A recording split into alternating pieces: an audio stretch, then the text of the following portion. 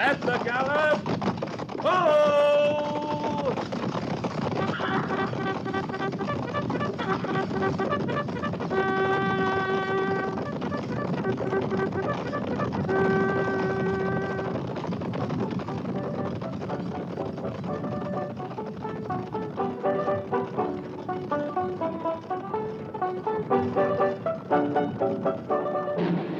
Fort Laramie.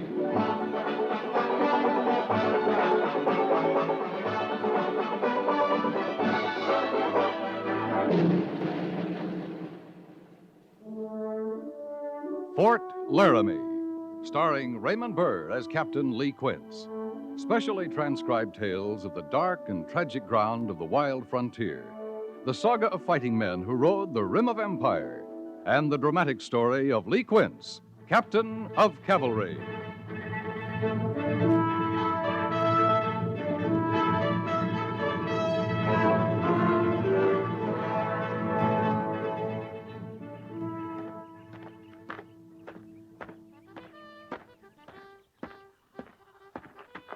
Captain, Oh, hello, Sergeant. these men are answering surgeon's call. Atkin, Chapman, Furness, Harrison, Holt, Hook, Horner, Madison, Miller, Shaw, Rice. Now, hold it, Sergeant. That's reading like a roll call of B Company. It's close to that, sir. Huh? How many total? 26. Yesterday it was 18. That's right, sir. If this keeps up, we won't have a man answering fatigue call or guard mount in another couple of days. What's the matter with B Company, Sergeant? I don't know, sir. You asked the men? I figure that's a job for the post surgeon. Yeah, I'll be interested in the hospital reports. All right, that's all, Sergeant. Yes, sir. Sergeant Gorse, Yes, sir. is your name on that list by any chance? No, sir. Are you ailing? No, sir. You sure? Yes, sir, I'm sure. All right, Sergeant. That's all. Yes, sir.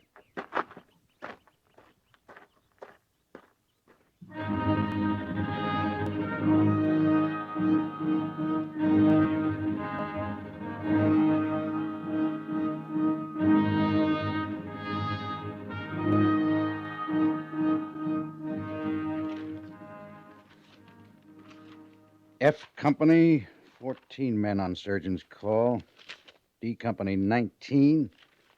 B Company, 26. At this rate, we can hold tomorrow morning's drill on the hospital grounds. Well, he's got most of the garrison over there, all right. B Company seems to be suffering the most, Captain. Any explanations? Not till I see the surgeon's report. I went over to the hospital right after fatigue call. Major Trucks was too busy to talk. He said in a couple hours he'd know something. 59 men. It's beginning to look like an epidemic. Maybe. You have some reservation about it? Well, depends on what you call an epidemic. An epidemic of real sickness, anyway. Real sickness? I'm saying maybe they're just bored, and I'm saying if they are, it's a hard sickness to cure. You cure boredom with activity, Captain. Lots of it. Different activity, Major Daggett. What do you mean? Well, take B Company. We haven't been off the garrison for nearly 2 months. The days are all alike. The men do the same things the same way, day after day. Army life depends on routine, Captain. Because it's the most efficient way to organize men. That's right. When that efficiency begins to break down, do you stick to the routine just because it's the Army way? Of course not. Well, that's what I mean by different activity. Well, let's look at our routine, Captain. First call for reveillees at 5:20. Reveille 5:30. Breakfast call 5:40. First call for drill 6:10. Drill 6:15 to 7:15. Recall from drill. Then surgeon's call, fatigue call. Any changes so far? We might make some in fatigue call. If they don't clean up the post then, when would they do it? They clean the post for 4 hours before dinner and 3 hours before supper. That's a lot of redding up. Yeah, it is. But relieving some of the men isn't the answer. They could change off. Bindle can always use some help at the sawmill, and the chaplain's an awful busy man, tending the post garden by himself most of the time. Yeah, that's something to think about. Of course, we don't know yet if we're battling an epidemic of boredom. No. No, we don't. You going over to the hospital? Yeah, I thought I would. Tell Major Trucks I know he's been busy, but he hasn't filed his receipts of canned goods shipments from the east for a month now. He's holding up our paperwork. Canned goods? Fruit, some vegetables, saltfish. You been getting any fruit or vegetables, Steve? No, but we're being billed for it. Apparently it's been sent here. That's Major Trucks Department. You just tell him I need receipts. All right, Major.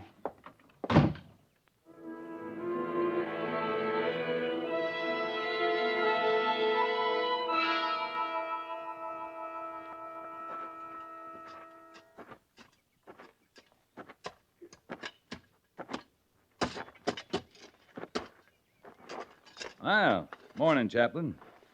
Oh, well, morning, Captain Quince.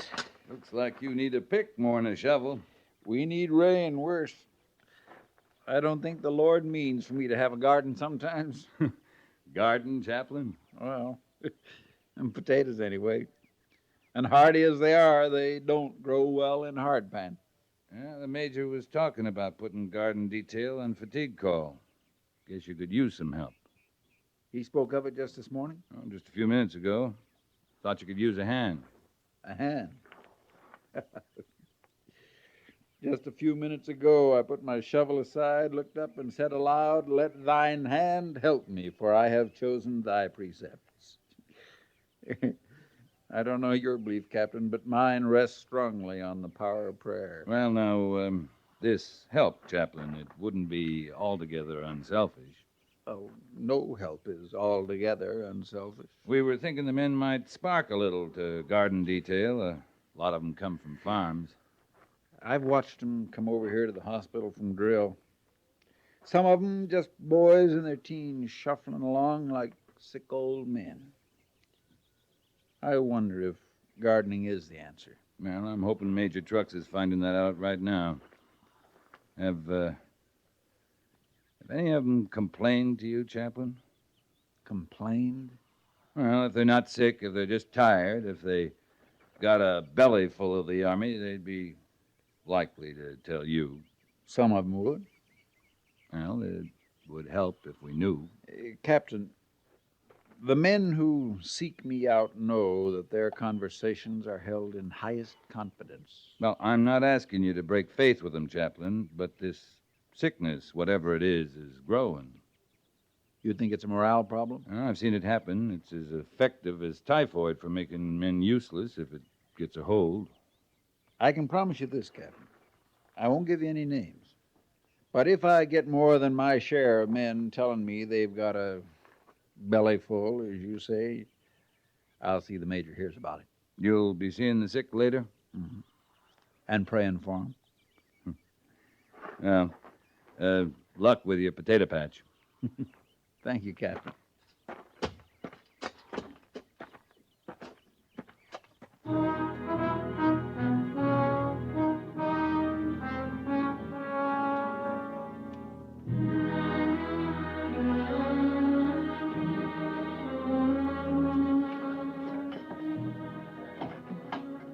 That's right, men. Put them as close together as you can. We need as many cots as we can get in the corridor.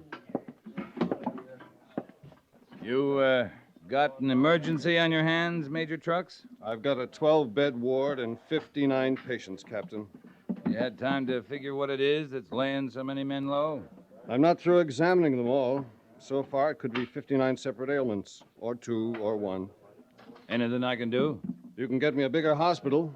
The ward's full. I'm using the dining room, the isolation rooms, and the orderly rooms. I can set up cots. You got plenty? So far. The Major knows about this, does he? He knows there's 59 men on surgeon's call. What does he say? Well, he's waiting for your report. He's got a long wait coming. Mentioned some other paperwork, receipts for canned goods. Just got here this morning. First shipments we've had in 5 weeks. Fruit, vegetables, salt fish. Not unpacked yet. Hasn't been time. Must have been some shipments that didn't get through. Major says he's been billed for over a month now. It's happened before. Trains and stages, sometimes they're waylaid. Captain, you got some time? Lots of time. Let's go over to the storage room, unpack that canned goods. Oh, I can handle it. No need you're leaving the men. Might be nothing more important for me to do right now than unpack that food. We need help, though. All right. I'll round up what I can and meet you at the storage room.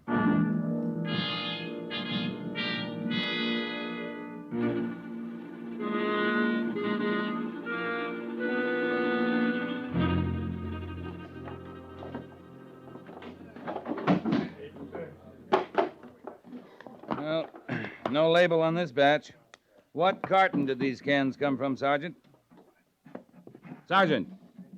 I don't know, sir. Well, any way of finding out? I'm just unloading crates, sir. I ain't paying any mind to labels. Open this can for me, Sergeant. You tired too, Captain? Open it. I'll get it, Gorse.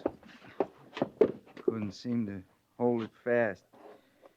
Here, I'll try it again. Here, Gorse, wait a minute. Gorse, are you sick? I'm tired. Maybe sick and tired, I don't know. I'm going back to my quarters, Captain. I just can't keep... Gorse, watch out! Major Trucks! What happened to him? He got to trembling, said he was going back to his quarters, and then he walked right into a stack of crates. Yeah, let's have a look. Major, he breathing? His pulse is very slow. You talked to him just before this happened? Yeah, he said he was tired. I knew that. He's been dragging for the past week. Gorse don't drag, Major Trucks, unless there's something real wrong with him. I've got men just like him upstairs in the ward, played out, exhausted. He couldn't lift a tin can. Besides being so tired, did he seem changed? Act different? You mean like he didn't care? Yes, insolent. Insubordinate, even? Well, for him, yeah. Weaver, Nelson. Yes. Take the sergeant up to the isolation room. Tell my orderly to see he's comfortable. Yes, sir. Captain, come on outside a minute. What about Gorse? If I told you that whole shipment of canned food spoiled, would that seem like an answer? About Gorse? No, it wouldn't. You can't be talking about food poisoning. No one's eaten any of that canned food. Not food poisoning. We can handle that. Captain, the men up there in the hospital, 60 of them now, with Sergeant Gorse. Some of them got pain, some haven't. Some are bleeding, some aren't. A few of them are complaining of their teeth, and some of them, like Gorse, aren't complaining. They're just sitting or laying and staring straight ahead. I was willing to call it boredom. Made a big speech to Major Daggett about changing their routine, lifting their morale, maybe helping the chaplain with his garden. I wish they were bored. I'd give anything if they were. Captain, I'm scared to death. Oh, you'll find out what it is. You always do. I know what it is. All those men with different complaints, they all have the same thing? In different stages. It's scurvy. Yeah. I've been afraid of it. That's why I requisitioned the canned fruit and vegetables. They'd have helped if we could use them. Scurvy being what it is, a deficiency disease, it's just about the easiest thing in the world to cure. All you got to do is feed the patients plenty of fresh fruit and vegetables. Now, look at the chaplain's garden. Potatoes. And not many of them. That's the trouble with the high plains. Short seasons, too much rain, too little. Too cold in winter, too hot in summer. My men, Major. If we can't get them the right food... They'll die, Captain. There won't be a thing we can do but let them.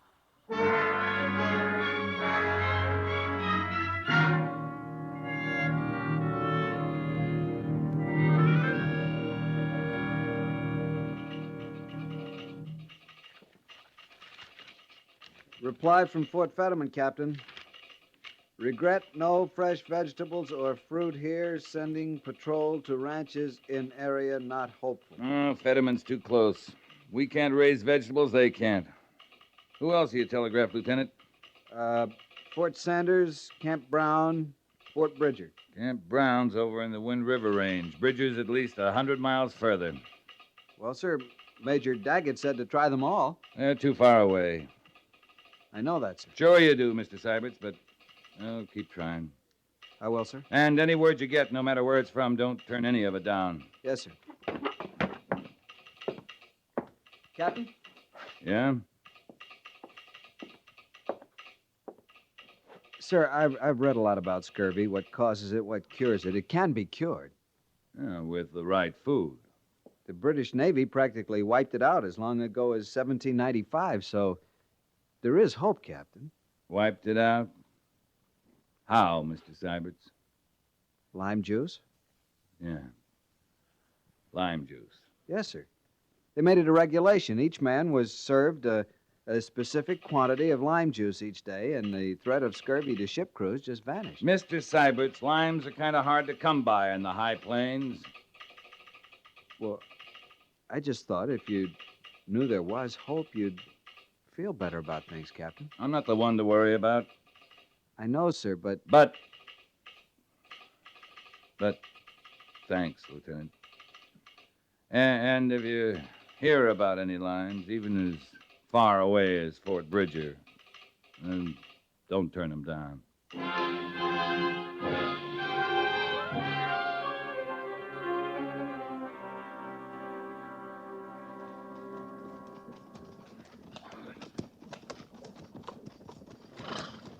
The last two settlers have spoken of a huckster, Captain, if a man's been through here selling eggs and fresh vegetables. 5 days ago, Chaplain. He could be anywhere by now. The last settler said 5 days. The one before said 6. We're getting closer to him. You still praying, Chaplain? Of course. You're long on hope, aren't you, sir? You call it hope, Captain. My word is faith. But the word doesn't matter. I'm long on it, yes. I've built my life on it. Yeah. Another settler ahead. And a fortunate settler, too. That stream is life to him. Lodgepole Creek. It's a better day, Captain. I'll take your word for that. No, even for a realist, it's a better day. We sent 2 sacks of onions back to Fort Laramie this morning. We didn't do that yesterday. All right, Chaplain. It's a better day. Patrol! Oh! Afternoon, mister. Afternoon to you, soldiers. We're down from Fort Laramie looking for fresh fruit, vegetables. Oh, you got a good bit of looking ahead of you, soldier. Got potatoes. Oh, we got potatoes, too. I had some corn, but then, you know, my woman took sick, and caring for her, the corn went bad. Dried out. It makes a good fire, though, that dry corn. I've been using it to cook with. Saving the logs, are you? Oh, for winter. You know, it's cold as sin up here in the winters. I don't lay in dry logs now. My woman will just freeze this winter. She's in the cabin, your wife? You know, she ain't moved out of that cabin there in more than a month now. Well, would you mind if I went in to see her? Say, you some kind of doctor? This is our chaplain, post chaplain at Fort Laramie. Chaplain. That's like a parson, huh? Like a parson, mister. Well, she's a God-fearing woman. You know, you'll find that book there. It's right beside the bed. And it just might ease her some talking to a parson. There's time, Captain? You know what you have to do, Chaplain. Corporal Jenkins. Yes, sir. Move the patrol down to the stream. We'll water the horses while we're stopped. Yes, sir. It's just a pity you didn't come through here a couple days ago, soldier. There's a huckster come through. I don't know as he had any fruit, but he had himself a big load of vegetables. Yeah, we've been hearing about him. If I'd had the price, I'd have stocked up for the woman and me. But they come high. They come too high. Heading south, was he? Yeah, he said he was bound for Cheyenne. Maybe they can meet his price in town that ways, but it's too steep for a nester. See, I had my eye on some old stalks he had that was going to seed, they was, and I figured for planting, you know. But he just wasn't a mind to trade nothing. He said he'd let 'em spoil before he cut his price. What were you trying to trade? Potatoes? Oh, he wouldn't hear to that. No, sir, I was willing to trade him. Say, soldier, you got thirst? I mean a real thirst, yeah? Here, now, that parson, he's going to be a while. You come along with me. I keep it in the cellar, you know, now that my woman don't use it for storing what she puts up. What are you talking about, mister? Oh, you'll see. You'll see. Here now. I just keep it right back here. Now, mind your feet. There's a sod step or two, and it's pitch dark. Whereas once we get there, dark sure don't matter. Damp down here. Kind of musty. Oh, it's all right. You ain't got a complaint in the world. Now, where? There. See what we're looking for. You don't have to see. Help yourself, soldier. What is that? Corn whiskey? Corn whiskey. I don't have the patience for that. I told you anyways, I had to burn my corn. No, sirree. This is hard cider. Here. No, you drink it. I mean to. It's just more neighborly if you take a swig first. Come on. Come on, get on with it. I'm dry as a bone. I'm not too keen on hard cider. Oh, you're thinking about the other man. Well, now, so this here little jug, this wouldn't make the rounds on a hot day like this. Go on. All right.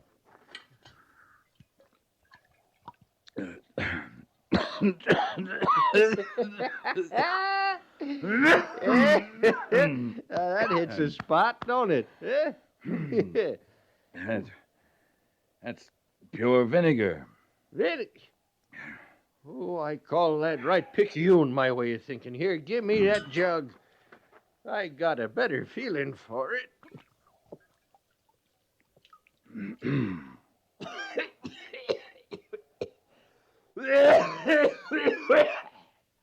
Oh, that's smooth. That's smooth. Swig of that now and again. Just make a man forget his lot in life.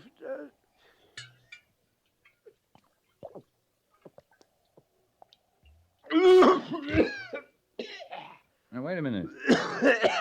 How much of that you got, mister? Yeah, that kind of grows on you, don't it? You know what? That's going to make you feel better once you come out of the coffin. No, I want to know. How much you got? Oh, I got a good bit of it. I make this up every year, whether there's need or not. I do. My woman, now, she just can't understand how there's no crocks around. Praise be, I got it put up in pickle barrels in all sizes, jugs, up and down. I'll buy it from you, all of it, at a fair price. Well, now, we could use the money. All of it? Yeah, I'll buy it all and give you back 2 jugs. Fair? Well, praise be, soldier. I done a sight of praying, but I never figured... Quince, are you down there? I'm coming right up, Chaplain. Well, mister? Well, I don't see how I can rightly refuse. You pay for what you give me back, huh? You set a price. I'll talk to you later. I was looking for you down at the stream. Captain, our prayers have been answered. All along the stream, both sides are wild berries, raspberries, currants, blackberries, all kinds. Of course. The men are picking them now. We'll take back all we can carry, and I'm selecting some strong young bushes to transplant along the North Platte. You're very pleased, aren't you? I'm more hysterical than anything. And that good woman in the cabin says the Indians on the Cheyenne Agency grow asparagus and rhubarb like it was buffalo grass. Captain, have you been drinking? I sure have, Chaplain. Vinegar. Vinegar? Well, the settler calls it hard cider, and maybe it was once, but it's sure pure vinegar now. Vinegar? Why, Major Truck said vinegar could be a help in arresting the tide of scurvy. Yeah, he did. I'm buying all the settlers got. You're certain it's vinegar? Because if it isn't, I'd have to search my soul. Chaplain, take my word. It's vinegar. And look on it this way. God moves in a mysterious way. his wonders to perform. Yes.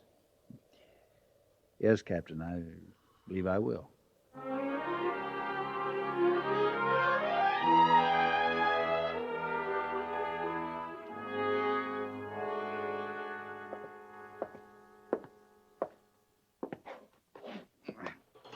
That you, Captain? Well, what does it look like? A stack of crates? Yeah. You still playing at being a sick man, Gorse? It's a good life. Beats being a first sergeant. Well, B Company can still use one. Any time you want to give up your act here and come back. Oh, I ain't coming back as a first sergeant this time, Captain. I've been doing a lot of dreaming about that. Oh, we might break down a stripe or two, seeing you probably couldn't handle the work anyway. You just keep talking, Captain. I'll keep dreaming. You'll see I'm coming back at least a major, maybe even a colonel. Going to take over the post now, are you? No, just B Company. Just for a day or two, long enough to get a captain busted out. I never counted on your gratitude. Now, we got to get a captain for B Company who don't go around foisting vinegar on a sick man in the name of hard cider. You're talking out of a fever. I'm going to tell Major Trucks to keep you here, if it isn't too hard on the rest of the ward. Go on now. Go back to your dream. Captain? Yeah?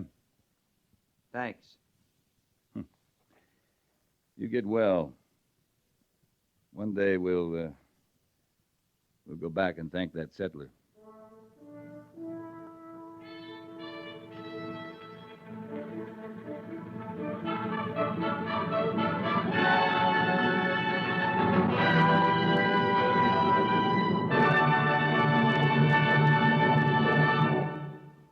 Fort Laramie is produced and directed by Norman Macdonnell and stars Raymond Burr as Lee Quince, Captain of Cavalry, with Vic Perrin as Sergeant Gorse. The script was specially written for Fort Laramie by Kathleen Height, with sound patterns by Bill James and Tom Henley, musical supervision by Amerigo Marino. Featured in the cast were Parley Bear, Paul Duboff, and Lawrence Dobkin. Jack Moyles is Major Daggett, and Harry Bartell is Lieutenant Seiberts.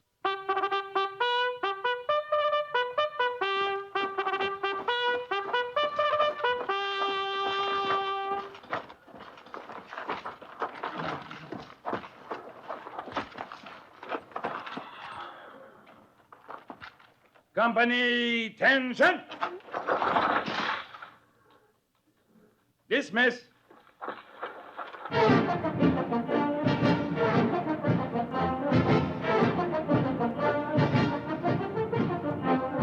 Next week, another transcribed story of the Northwest frontier and the troopers who fought under Lee Quince, Captain of Cavalry.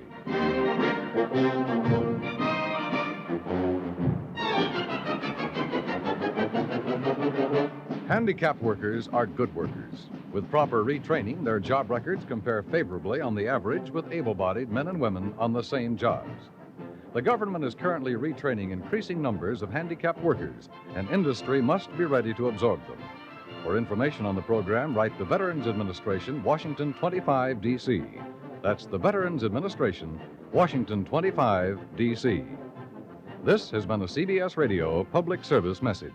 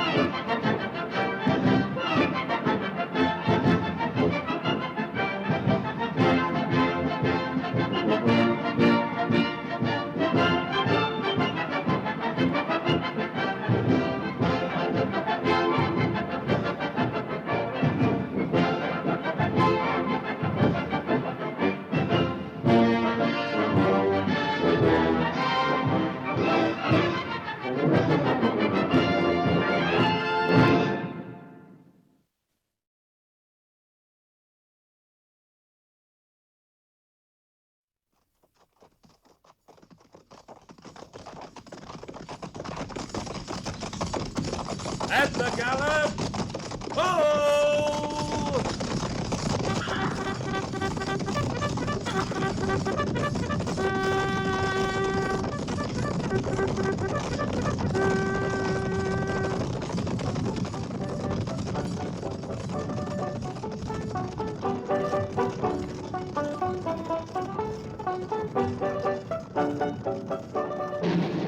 Fort Laramie.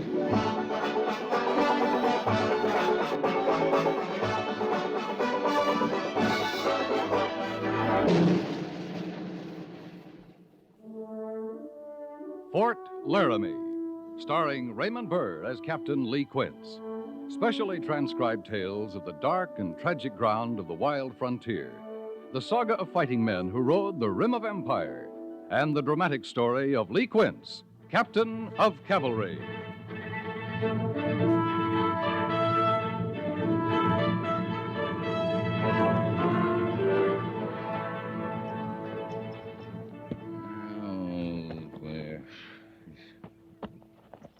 Well, they're peaceful as can be, Captain. I just checked their camp again. They been fed? Yes, sir. Men have just finished feeding them.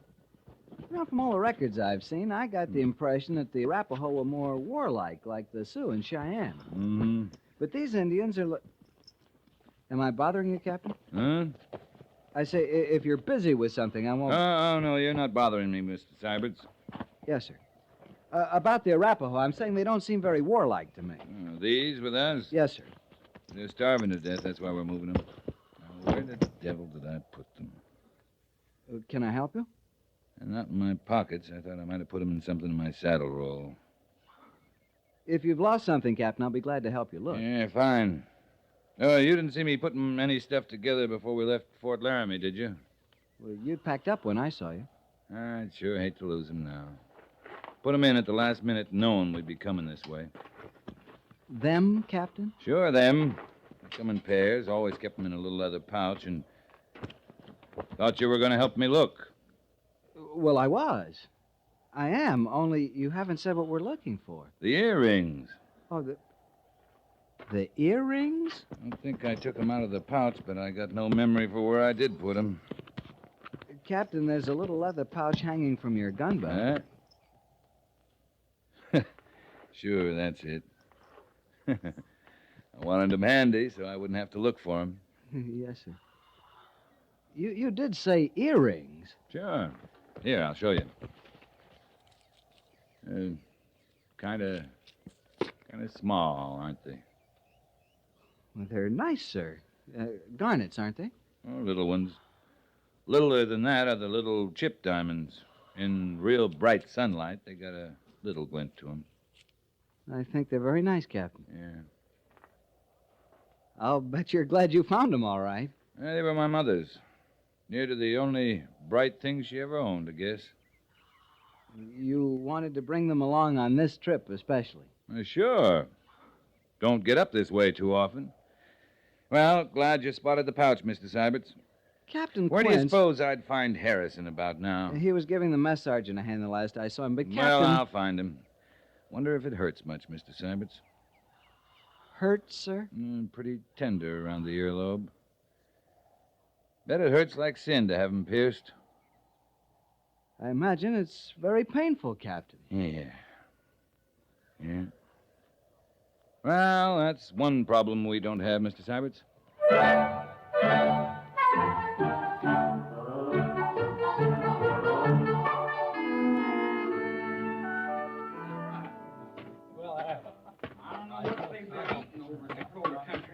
We laid out that meat room. They had it right down to the bone before you can look away.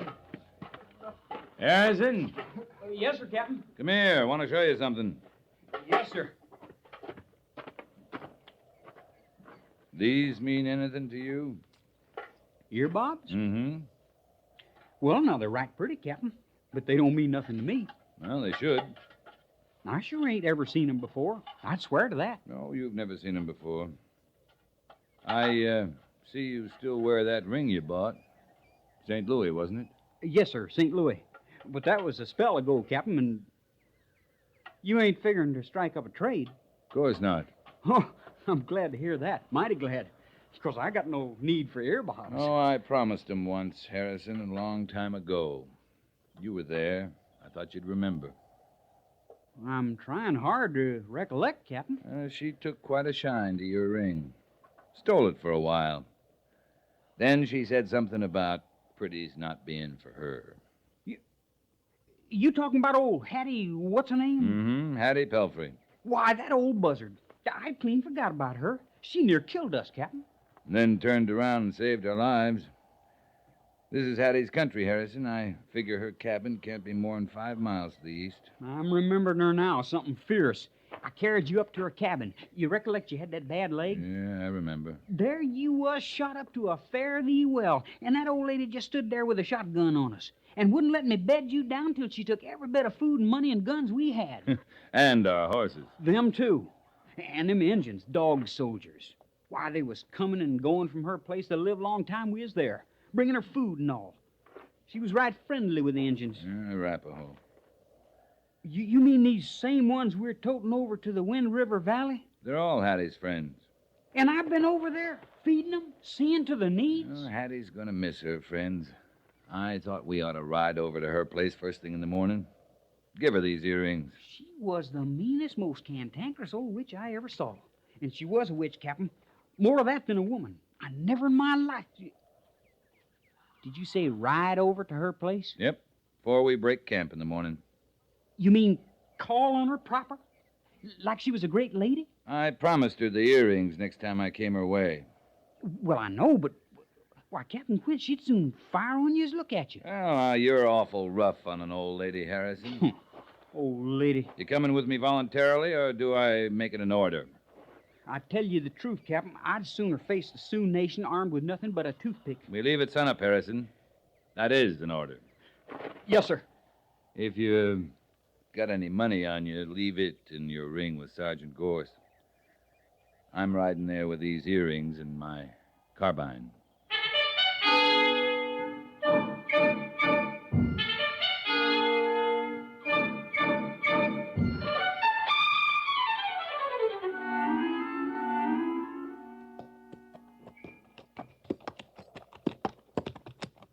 I'm getting a sick feeling just knowing we're getting near to old Hattie every minute. You better ease up on your talk, Harrison. We're only about a quarter mile from her cabin.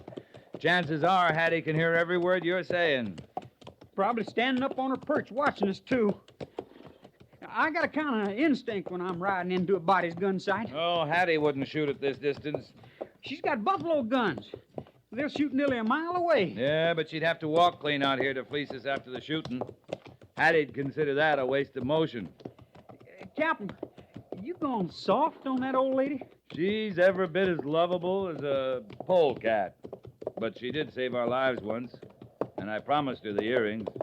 It ain't that you trusting her then? She's pure larceny and a little murder thrown in. No, I don't trust her. I'm just paying an old debt, Harrison. Yes, sir.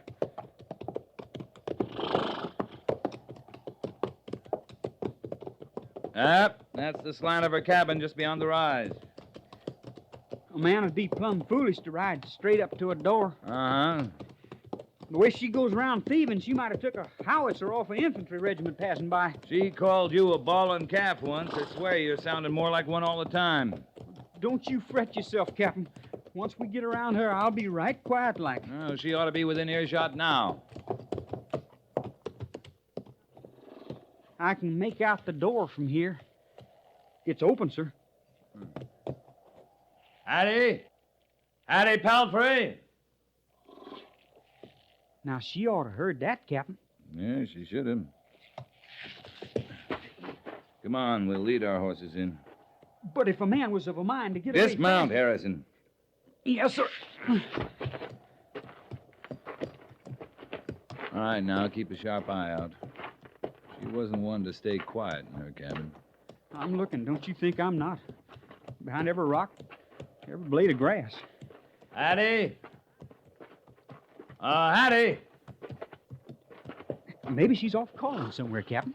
The only life near here was the Arapaho, and they're back at our camp. But there was one friend in particular, remember? Sent her a side of beef whilst we was with her. Yeah, Standing Bear. Yeah, that's the one. He was an Arapaho chief. I asked about him from the others. They told me he didn't last the winter. Died of the cold.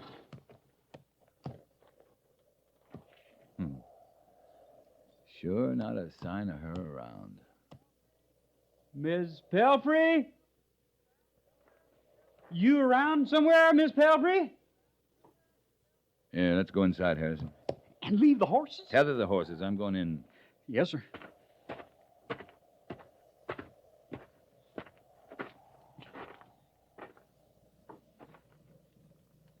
Hattie?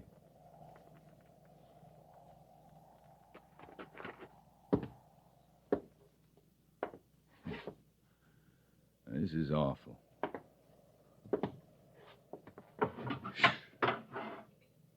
It's filthy.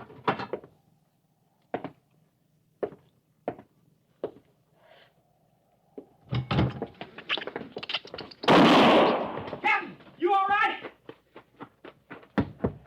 Captain! Just a rat, Harrison. I shot it. Oh, well, sure sounded like old times for a minute there, sir. The place is probably full of them. Oh, she was none too tidy when we was here, Captain. But she's let it go for fair now, ain't she? Nothing humans lived here for a spell, not even Hattie. Why, it's no more than a lean-to. Just crumbling. Everything's just crumbling. I wonder what's come of her. I don't suppose we'll ever know that, Harrison. Well, we better get back to camp. Yes, sir. She was right old, wasn't she, Captain? Right, old. I tell you, she was a mean old critter. I didn't warm to her, and I feared her some. But I sure didn't wish her no harm. Well, maybe you were right before. Maybe Hattie's off calling on her friend Standing Bear. You said he was dead, Captain. Yeah, he is.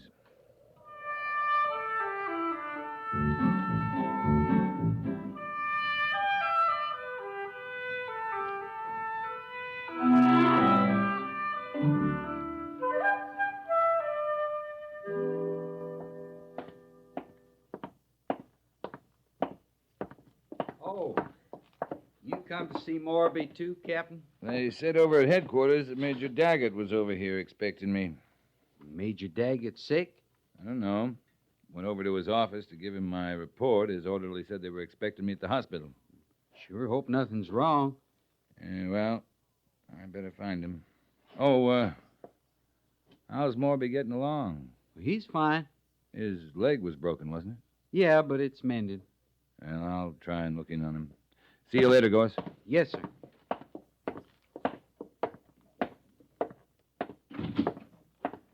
Oh, Major Daggett. Captain? Lee, it's good to see you. Good to see you, sir. But why over here at the hospital? We can talk in Major Truck's office. You're worn out, aren't you? Yeah, no more than anyone on the duty. 3 weeks is a long time. Any trouble? Moved kind of slow. They were a puny lot, the Arapaho. But we left them at Wind River better off than when we found them. Oh, that's good. In here, Lee. Sit down. Make yourself comfortable.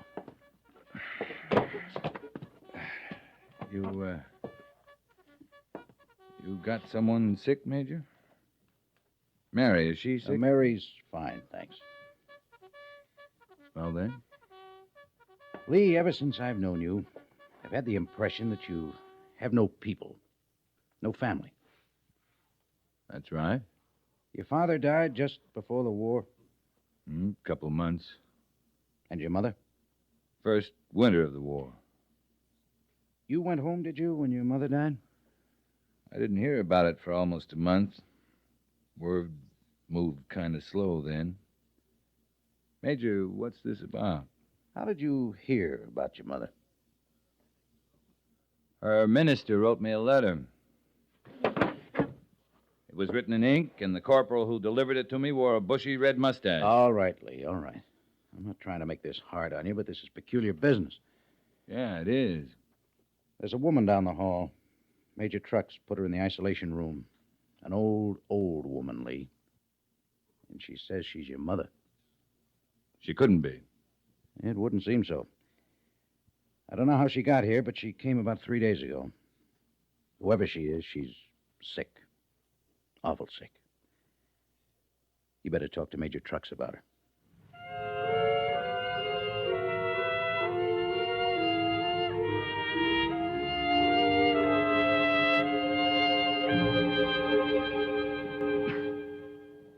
You can look in on her, Captain. Let her know you're here. But don't excite her if you can help it. You want to listen to me, Major? Please. Keep your voice down. I'll be in the ward if you need me. I don't know. Maybe I'm crazy.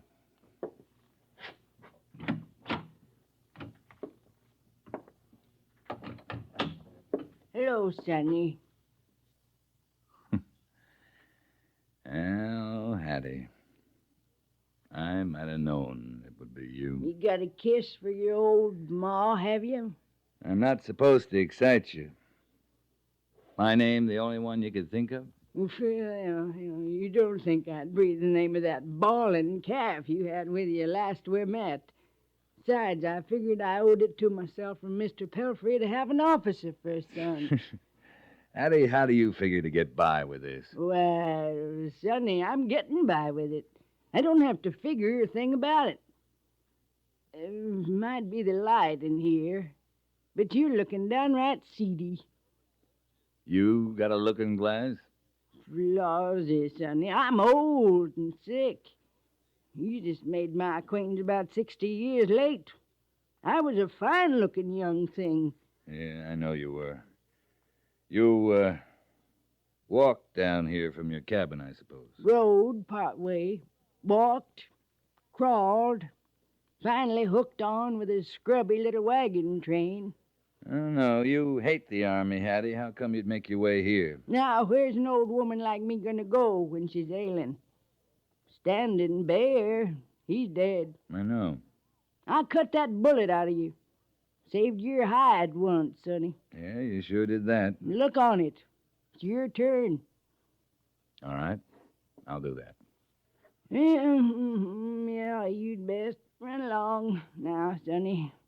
Let your old ma sleep. I declare, I'm wore thin. All right, you sleep, Hattie. I'll look in on you later.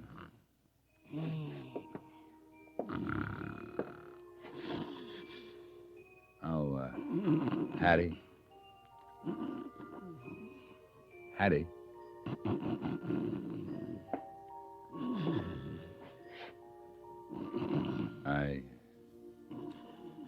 I almost forgot to give you these.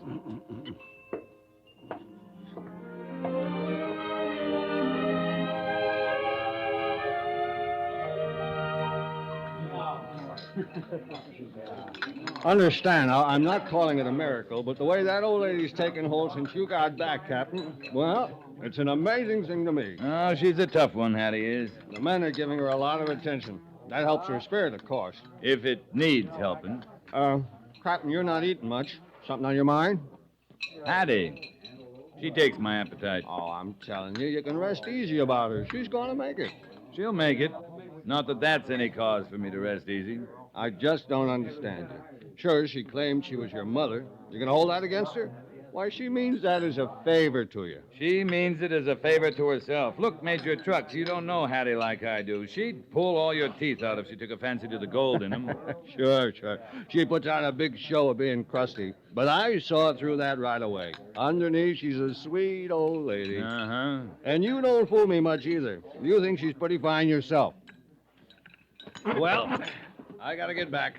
Oh, you, gonna look in on Hattie? I'll go with you. I'm stopping off at the storage room. First trouble I've had with it in months. Trouble? Pilfering. Somebody's pilfering the medical whiskey.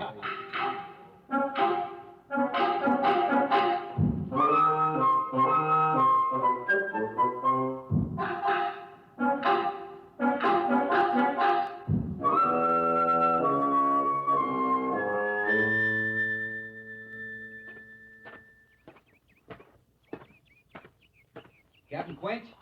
Oh, hello, Gorse. I just come from the hospital, Captain.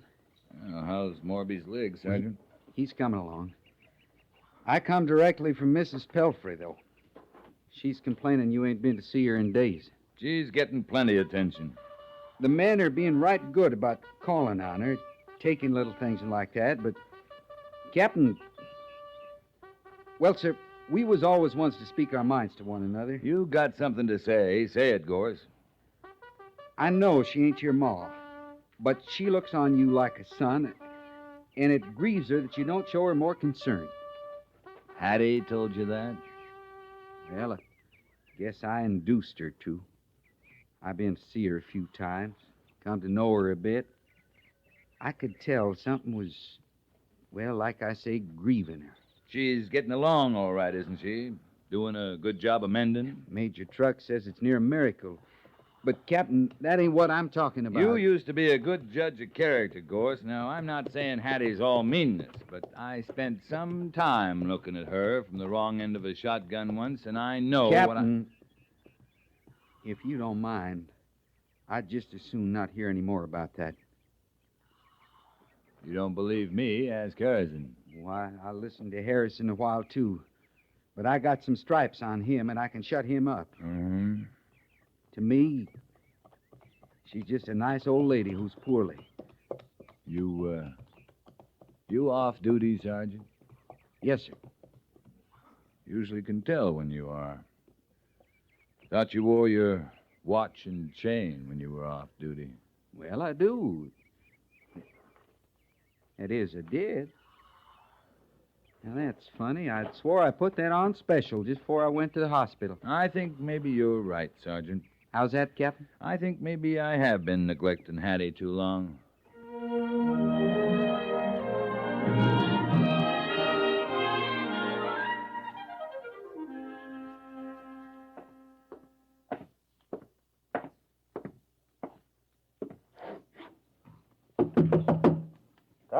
Come in. Afternoon, Major Trucks. How's your patient? I'm doing fine. No thanks to you, Sonny. Captain, you missed the show. Mrs. Pelfrey was just up walking around the room like she owned it. I'm glad to hear that. Well, I'll leave you two to your talk. Now, you keep walking like you did just now. You'll be out of here in a couple of days, ma'am. To think I'm going to live to enjoy my twilight years after all. Oh, there now, there. I don't want to see tears in your eyes. Sonny'll wipe 'em away. Won't you, dearie? Yeah. Yeah. Yeah, I'll take care of the tears.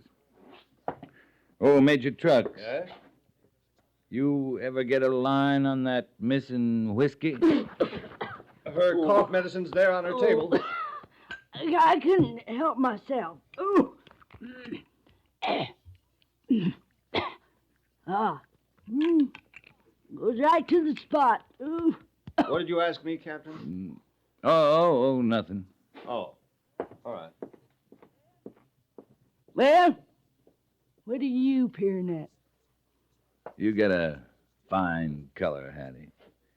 I've heard tell of folks recovering from bad spells getting roses in their cheeks, but yours is more of a flush. Body's entitled to a bit of tonic and a potion to soothe her throat. I heard of biting the hand that feeds you, but you come near to stealing it off, don't you, Hattie? I got most the whole caboodle of 'em fooled. But not you, Sonny. Well, it's all right. I tried, nice and motherly like, to tell that Major Trucks I'd spark to a little whiskey now and then. But I seen he wasn't going to make the offer of his own free will. He thinks you're a sweet old lady now. Sweet old ladies don't drink whiskey. Well, you'd be surprised about that, Sonny. Now, me, I've been nursing my own ills for more years than I can tell. There comes a time when a nip is all these old bones will respond to. The earrings look mighty nice on you. Yeah, well, they don't look nice at all, but I mean to wear 'em.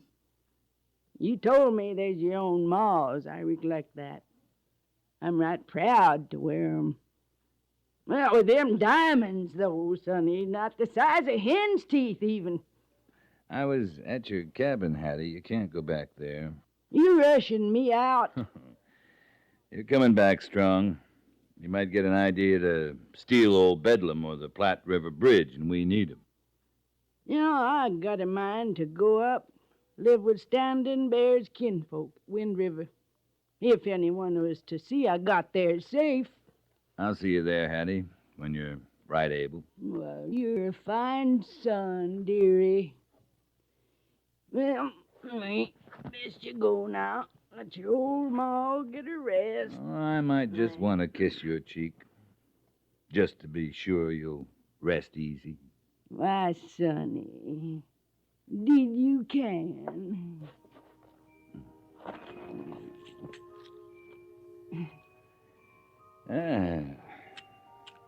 Sergeant Gorse will be glad I found his watch. Now, how do you suppose that got under my pillow? Doesn't matter. Must have been kind of bulky sleeping on anyway. I'll rest easier now, Yeah. sonny.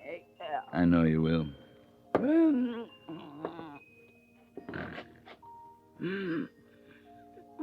Oh, the money belt you took off me just now, Hattie. It won't bother you resting none. I took the money out before I came in. Sleep well, Ma.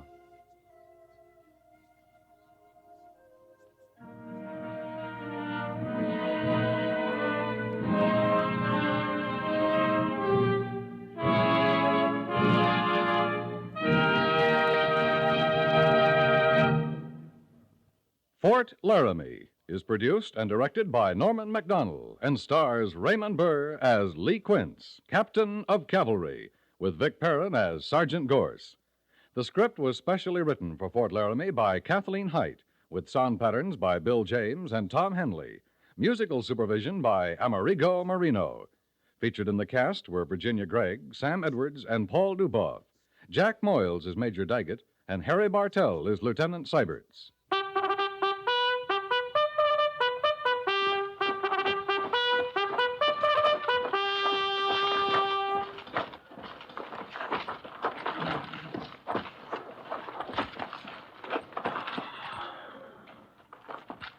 Company, tension. Dismiss.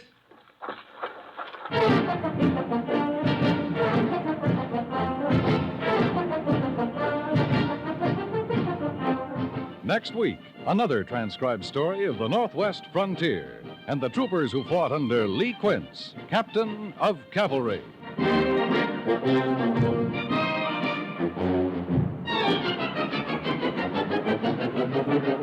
Nobody approves of slums.